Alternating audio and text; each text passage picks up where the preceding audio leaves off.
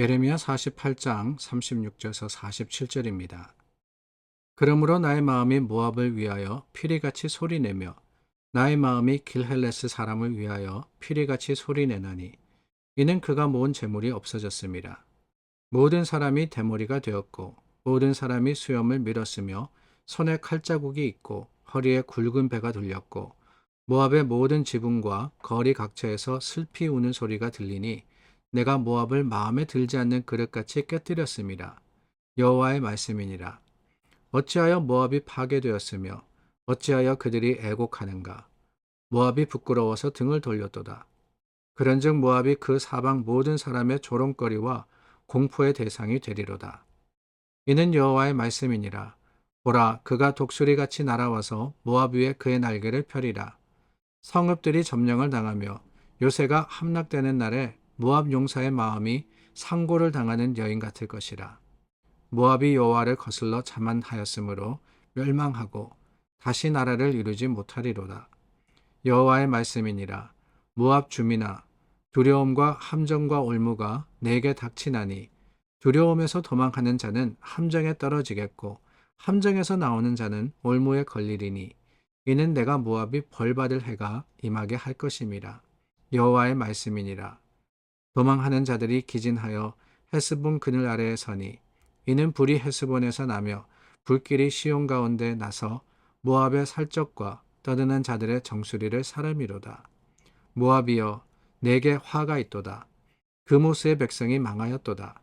내 아들들은 사로잡혀갔고 내 딸들은 포로가 되었도다. 그러나 내가 마지막 날에 모압의 포로를 돌려보내리라. 여호와의 말씀이니라. 모압의 심판이 여기까지니라. 하나님께서 예레미야를 통해서 모압의 심판을 예언하게 하셨습니다.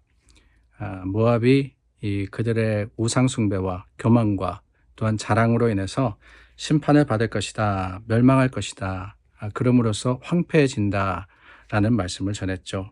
그런데 오늘 저희가 이제 마지막 부분을 읽는데 36절서부터 38절까지의 말씀을 보니까 내 마음이 모압을 위해서 피리같이 소리내며 또한 모든 사람이 심판받는 그것이 내게 마음의 슬픔이 된다라고 이야기를 하고 있습니다. 피리같이 소리를 낸다 그랬는데 이 말은 뭐냐? 그 당시 이 사회의 전통으로서 장례식 때 부르는 게 피리였습니다. 그러니까 여러 고통과 아픔 가운데 슬픔을 표현한 것이 36절서부터 38절의 말씀입니다. 그런데 여호와의 말씀, 그 말씀이 임한 곳에 마음이 피리같이 소리를 내는 그 주체가 뭐냐? 이게 중요합니다. 누구의 마음이 아픈 것이냐? 모압이 하나님의 경고의 말씀을 들었으니까 회개하여서 마음이 아팠다? 아니에요. 여기서 말씀하시는 것은 38절 마지막에 보니까 여호와의 말씀이니라. 나의 마음이라는 것, 그 슬프고 아픈 마음은 결국 하나님의 마음이다 라는 것을 표현해 주고 계십니다. 자, 모압의 심판, 모압이 벌을 분명히 받을 것이다 라고 했어요. 그들의 잘못과 허물로 인해서 심판받을 수밖에 없었습니다. 46절, 47절에 보니까 화가 있도다. 그모스의 백성들이 망했다 라고 말씀하시지 않습니까? 그러니까 우상 숭배를 하는 모압, 이 모압이라는 사람들 사실 이스라엘과 이 친척 관계에 있는 그런 민족이다라고 말씀을 드렸습니다. 근데 이들에게 화가 임하고 이들에게 심판이 임할 것이다 라는 그 말씀을 선포하는 하나님의 마음이 아팠다 라는 것이 중요한 거예요. 47절 말씀입니다. 그러나 내가 마지막 날에 모압의 포로를 돌려보내리라. 모압의 포로를 돌려보내리라. 여러분, 포로로 끌려갔던 이스라엘을 하나님께서 돌려보내시겠다고 약속하셨습니다. 이해됩니다. 이스라엘은 하나님의 백성이니까. 근데 모압은 계속 이스라엘과 대적했던 그런 나라였습니다. 모압은 하나님의 택한 나라가 아니었습니다. 그런데 그럼에도 불구하고 내가 그들을 돌려보내리라 라고 하신 이유가 뭐냐? 기억하십니까?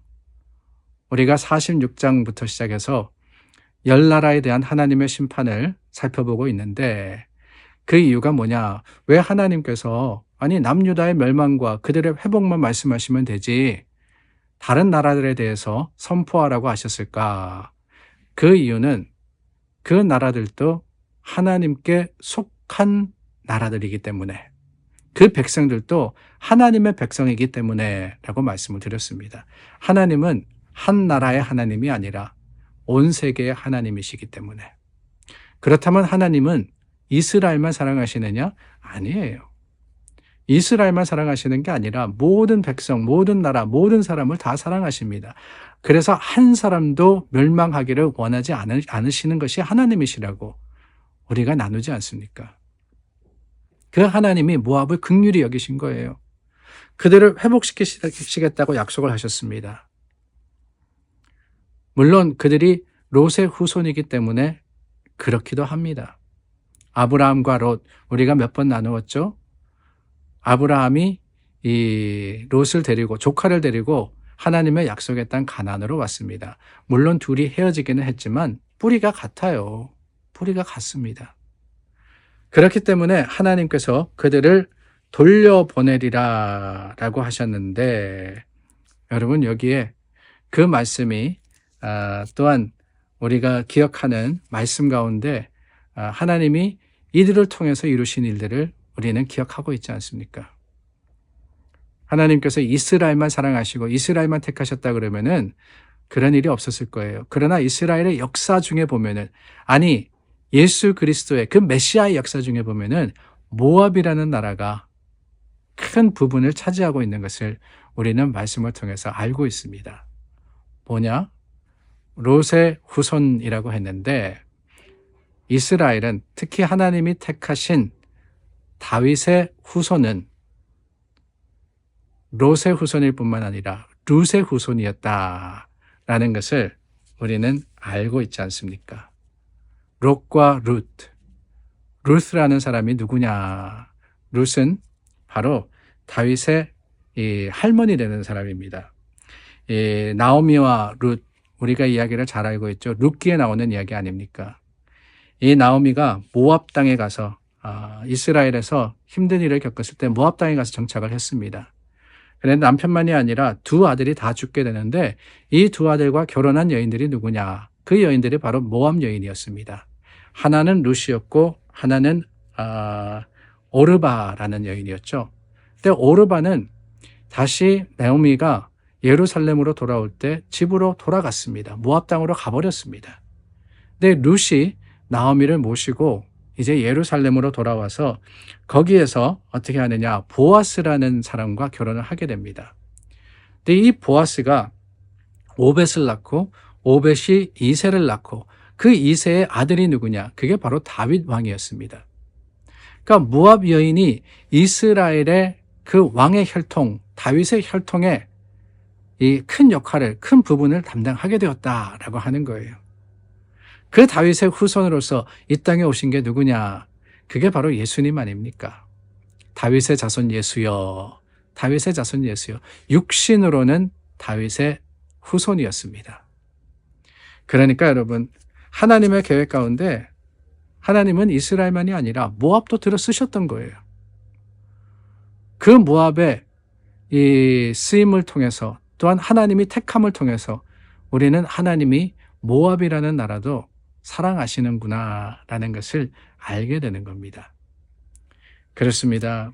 우리는 하나님의 사랑을 이야기할 때 그 사랑의 이 특정성, 그 익스클루시브한 사랑의 모습만을 기억할 때가 많습니다. 나만, 우리 교회만, 내가 믿기 때문에, 내가 신앙생활 잘하니까 하나님이 나를 사랑하신다라고 말입니다. 그런데 하나님의 사랑은 그런 경계를 지어서 하시는 게 아닙니다. 하나님은 하나님의 피조물인 모든 인간을 다 사랑하시는 거예요. 다만 그 가운데 하나님이 먼저 부르셔서 택하심으로써 쓰시는 민족이 있긴 합니다. 그게 바로 이스라엘이었고 그게 바로 오늘 저와 여러분 먼저 부름을 받아 하나님의 주시는 사명을 감당하는 교회 아니겠어요? 그러나 우리는 항상 기억해야 됩니다. 하나님의 사랑이 나만을 위해 주어진 게 아니기 때문에 교만해서는 안 돼요. 내가 그 사랑 받았기 때문에 그 사랑 가운데만 거하려고 하는 것이 아니라 전할 수 있어야 되고 증거할 수 있어야 되며 하나님의 사랑을 세상 속에 퍼지도록 우리가 흘려보내야 한다라는 사실을 말씀을 통해서 깨닫고 또한 행해야 하는 겁니다. 하나님의 놀라운 계획과 섭리는 그렇습니다. 한 나라만이 아니라 온 세계를 통해서 이루어지고 있습니다. 그 가운데 우리 한민족도 들어있는 거고요. 그 가운데 우리 이민사회를 살아가는 사람들도 포함이 되어 있는 거고 그럼으로써 오늘 우리가 맡은 사명을 우리는 잘 감당함으로써 하나님께 영광 돌리는 거 아니겠습니까? 사랑받은 자로서 사랑하고 사랑 전할 수 있는 믿음의 사람들이 될 수 있기를 간절히 소망합니다. 기도하겠습니다. 참 좋으신 하나님, 모압도 하나님께서 회복시키시겠다고 하시는 말씀이 어쩌면 우리에게는 더 큰 소망이 됩니다.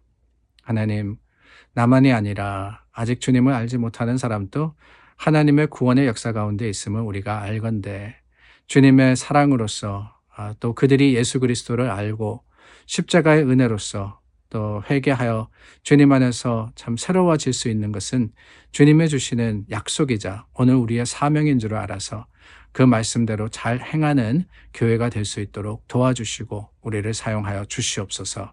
오늘도 우리 있는 곳곳마다 하나님의 사랑의 증인이 되기를 원하올 때 예수님의 이름으로 기도드립니다. 아멘. 오늘 말씀 앞에서 우리 다짐하고 결심했습니다. 하나님의 사랑의 증인으로서 우리 삶의 현장에서 예수 그리스도를 증거하는 저와 여러분들이 될 수 있기를 바랍니다. 우리 함께 중보하여서 기도하겠습니다.